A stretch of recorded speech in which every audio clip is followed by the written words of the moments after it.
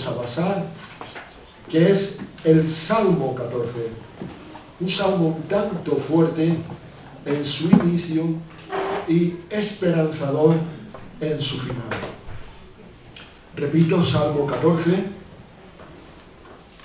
que comienza pues haciendo una declaración. Leámoslo. Dice el necio en su corazón: no hay Dios. Se han corrompido, hacen obras abominables. No hay quien haga el bien. El Señor miró desde los cielos sobre los hijos de los hombres para ver si había algún entendido que buscara a Dios. Todos se desviaron, a una se han corrompido. No hay quien haga lo bueno, no hay ni siquiera uno. No tienen discernimiento todos los que hacen iniquidad, que devoran a mi pueblo como si comiesen pan, y al Señor no invocan. Ellos temblaron de espanto, porque Dios está con la generación de los justos. Del consejo del pobre se han burlado, pero el Señor es su esperanza. Oh, que de Sión saliera la salvación de Israel, cuando el Señor hiciere volver a los cautivos de su pueblo, se gozará Jacob y se alegrará Israel. Amén. Por eso he dicho que es un salmo fuerte. No se suele predicar mucho sobre él, pero yo no me he podido evadir a hacerlo. Mirad, quisiera, dado a las fechas en que estamos, empezar pues señalando que los humanos nos solemos equivocar en tantas cosas. ¿Será frecuente que alguna vez oigas esta tergiversación de uno de los textos hermosísimos de la Escritura? Gloria a Dios en las alturas y paz en la tierra a los hombres de buena voluntad. ¿Lo has oído? Seguro que muchas veces. Pero no es correcto, porque la Biblia no dice eso. Si lo dijera sería tanto como reconocer que hay una especie de hombres que tienen buena voluntad, que son buenos por naturaleza. Pero la Biblia no dice eso. Cuando los ángeles anunciaron a los pastores lo que le dijeron, según podemos leer en Lucas 2:14, es: gloria a Dios en las alturas y en la tierra paz y buena voluntad para con los hombres. Que es muy distinto. La buena voluntad es de Dios. Y esa buena voluntad es de paz para con los hombres. No es paz a los hombres de buena voluntad, porque no existe, sino paz y buena voluntad para con los hombres. Parece que no tiene importancia, pero tiene mucha. Así es que vamos a considerar este salmo, que nos permite conocernos bien a la humanidad y al propio tiempo, y lo que es más importante, a Dios. Acerquémonos al salmo, pues como es natural, tratando de entresacar de él alguna de las características importantes. Es un salmo de David. Lo que no sabemos es con ocasión de qué. Hay otros muchos salmos de David que sabemos que fueron escritos con unas ocasiones concretas en medio de unas circunstancias dadas. En este caso no lo sabemos. Pero hay cosas que podemos destacar. Y es el uso que el apóstol Pablo, la epístola que ha leído nuestra hermana a los romanos, es, bueno, con toda propiedad llamada la catedral de la doctrina, la catedral de la fe, porque sus contenidos son tan determinantes. Pues precisamente este salmo es aquel al que recurre el apóstol Pablo para mostrar que, cuando leemos Romanos 3, del 9 al 12, vemos que allí está demostrando que tanto judíos como gentiles están todos, o estamos todos absolutamente, bajo el juicio de Dios. Y cuando continúa su argumento y llega al versículo 19, muestra la depravación general de toda la raza humana.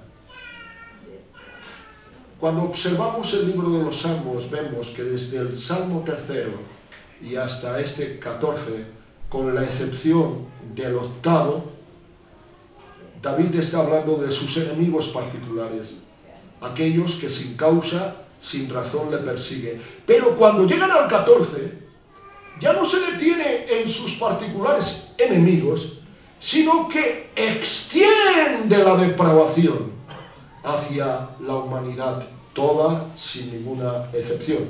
Por eso es muy propio que, como ya he anticipado, comience el Salmo haciendo una declaración que significa que el pecado es la enfermedad endémica de toda la raza de Adán.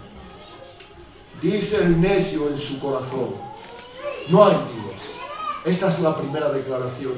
Y es una declaración que primeramente tiene que ver con el ateo, pero luego vamos a ver que se extiende, se hace más amplia. Permitidme decir, pues, refiriéndome a estos dos alcances y haciendo una separación. Cuando una persona no cree en Dios, decimos que es un ateo. Eso es lo que los hombres decimos. El término ateo es una palabra compuesta, el prefijo a significa sí y teo significa Dios, sin Dios. Ahora Dios le llama de otra manera, porque Dios llama a las cosas por su verdadero nombre.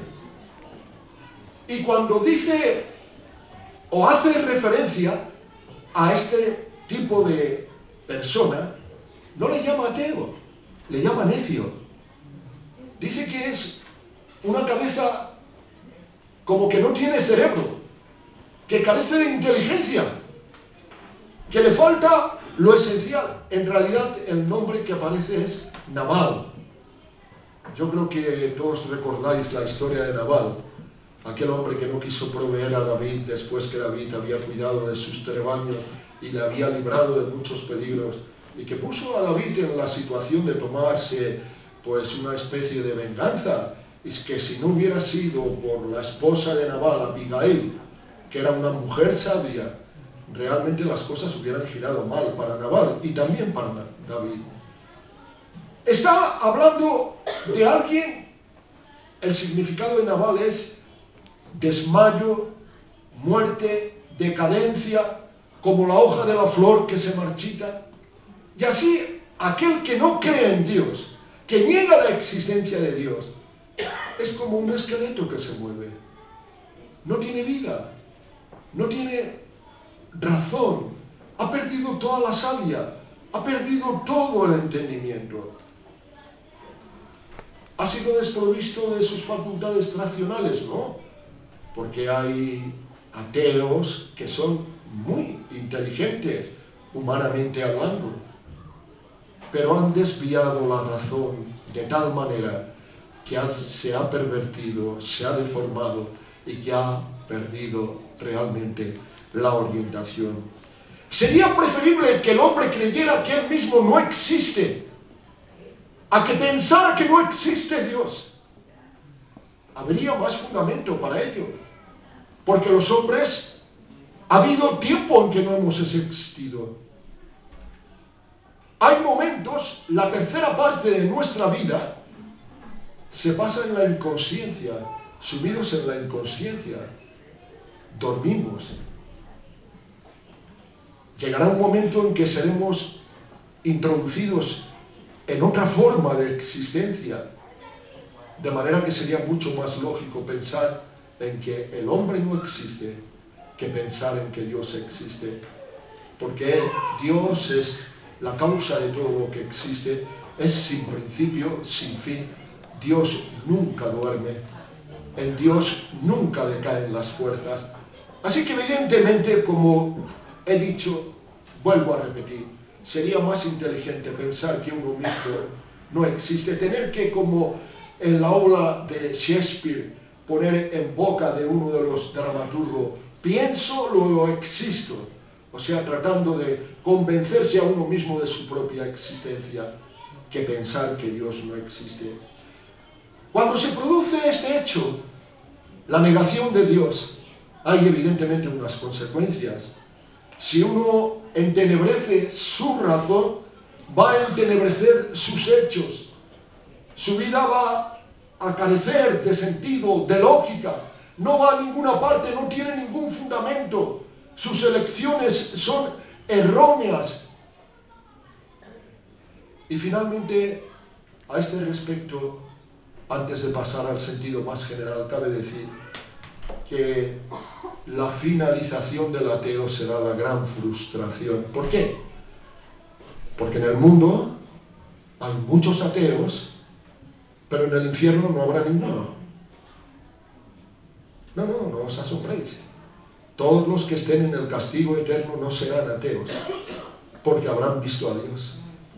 Porque está escrito que toda rodilla se doblará y toda lengua confesará que Jesucristo es el Señor, para la gloria de Dios Padre.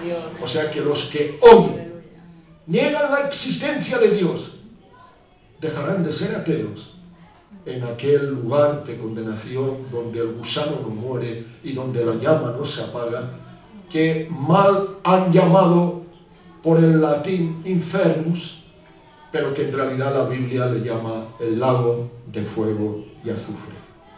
Ahora démonos cuenta que si ha empezado hablando de un tipo de persona, poniéndole un nombre diferente al que nosotros le atribuimos, después se hace extensivo porque cambia de número gramatical y pasa del singular al plural.